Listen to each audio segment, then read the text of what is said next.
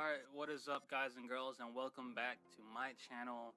Today we're going to be going over a little thing I like to call EQing your vocals, and how I like to EQ my vocals when I basically make a song. Before I made this video and I made this song, I was pretty shitty at EQing, and now I feel like I got a better grasp on how to EQ a vocal right, and how much EQ you actually need in a vocal, or how much EQ my vocals need. But of course this may vary from person to person, but yeah, let's get right into the tutorial. So this first insert right here, this is my main vocal, and this is what I recorded. This is what I recorded on my vocals. I used two EQs along with the gate, noise gate, and also a compressor and flanges to give that more stereo, robotic-ish feel. And of course I mixed it down, but I'm gonna show you how it sounds exaggerated.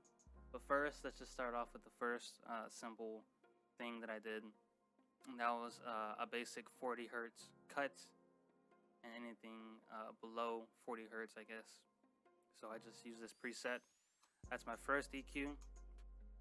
And then my second EQ makes me sound more boxy, or not boxy, but more just vocally present. And like, you may think it sounds like too much EQ, but whenever you go ahead and add in all the music and instruments and stuff like that, your vocals are gonna get lost in the song. But this is what I EQ it at. It might be too high in some areas, but go ahead and just adjust that how you want to adjust it. But this is how I like my vocals to sound. And then again, I EQ'd them up to here just to get that extra highness. But to do this, I'll just make a preset of all these effects that I used, and then I'll let y'all download it if y'all want to hear it. So ignore these two EQs, but let's move on to our next thing, which is our gate. Now what this does is just eliminate all the background noise that I have in my room, and it just makes the track more clean and crisp, I guess. So if I take it off, you hear my fan, or not even a fan. I don't have my fan going on, that's just the room noise. And you can hear all that, or actually that's my computer that you can hear, but yeah. So I just use a gate stereo, or not gate stereo, just a C1 gate. It's from Waves. It's a really good plugin. And yeah, I just move it down to like right here, and that's it. It eliminates the background noise. So now we have our compressor. This is how it sounds with the compressor off, and it sounds actually pretty good still. But this is just to make your vocals a lot more even and leveled as a volume wise. There's not going to be one point in the track that's a lot more higher in volume than the rest of the track. It's all going to be even, and it's just going to sound good. So I have my gain set to 5, my peak reduction set to 6, or almost 6, and it's set to compression. And that's about it for that. That's, there's not much else about the compression. And then last thing that I added was a fruity flanges. It gives me that more of a stereo approach on my vocals, so they're not too dry. And see, I mix it down about 50, about 45%. Let me see what. It's about 47%, as you can see over here. Whenever you adjust it, look in the left-hand corner, and it'll tell you the percentage. And as of the settings or presets, this is just default settings, so not much else on there. Alright, so say maybe you want to add a reverb to your vocals. I had it on a separate track, and then all of a sudden it just started messing up. So I'm just going to show you how it sounds with reverb on the actual insert that you're recording on. instead of having your reverb on a separate track. So here it is, reverb, and this is basically how it sounds on a song or on your vocals. But yeah, of course you could put that on a separate track like I did here. All I did was just do Fruity Send and send this to insert 101. Drop a reverb here, and then you have your reverb set on a different track.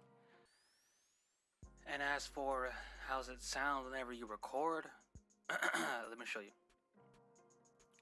So this is a song that I did, and this is a free beat. I'm not monetizing this video, so there won't be any trouble with that.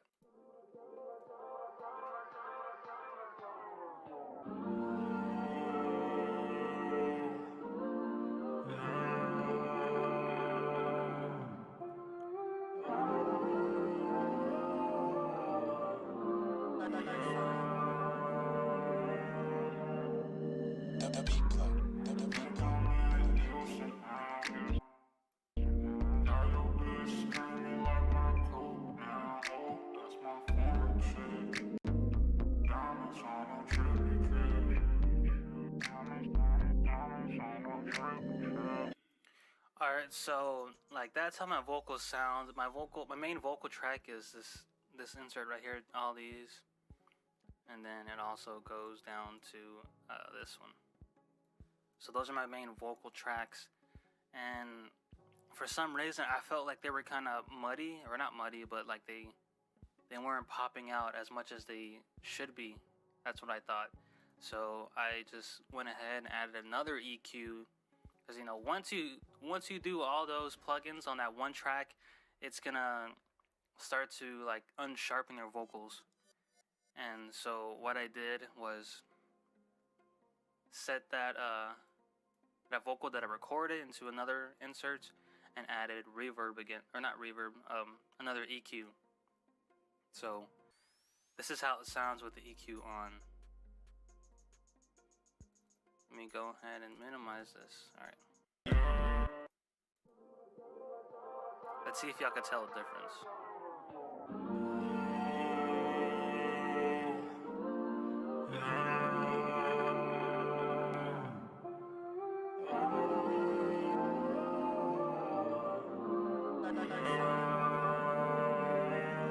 See, it sounds more out there.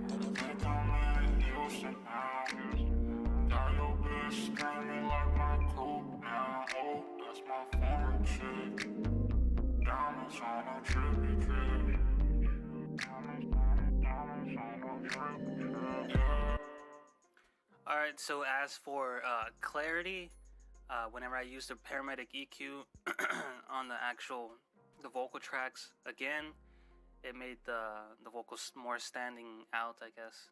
They stood out more, and overall it just sounded a lot better. It made the track, you know, quality like times 10. So that's about it, guys. If y'all like this tutorial and y'all want to learn some more about mixing and mastering, hit me up in the comment section down below, or you know, just subscribe, and I'll be making more videos like this soon. I really haven't had a lot of time to make any videos because I've been working and a lot of stuff going on, but you know, I'll be making some more videos soon. So please stay tuned, comment, like the video, and do whatever y'all like to do. And peace. See you on the next one.